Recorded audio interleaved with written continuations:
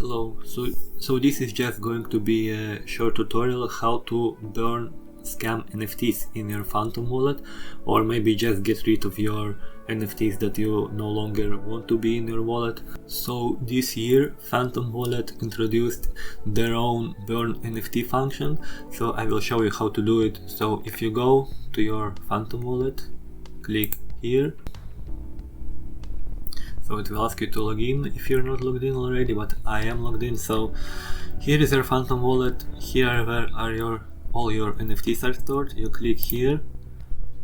So I have, and I actually seem to have a scam NFT right now. So how do I know it's a scam? Because I never participate in anything like this. So what you need to avoid, you can click on your scam NFT, but never click on the link that they have.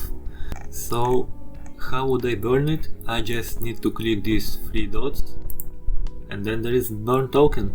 So you click burn token, and what is really good about it, you actually get some Solana back. So you pay network fee is this, and you get this much Solana. So you actually earn from burning your scam NFTs. Click this, burn.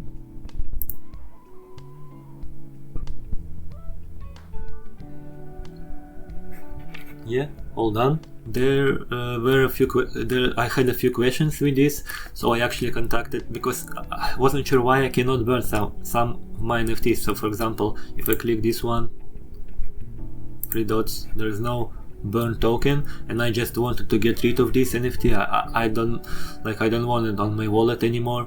So I've contacted the Solana support, and what they actually said, that if NFT is verified by Magic Eden, you cannot actually burn it. So you can mainly burn only scam NFTs, and like if you in a hurry and just you want to get rid of your NFT, you can send your NFT to remove.sol, and it will remove your NFT from your wallet. And remove.sol is just a place where you can dump your useless NFTs. So that's all for today.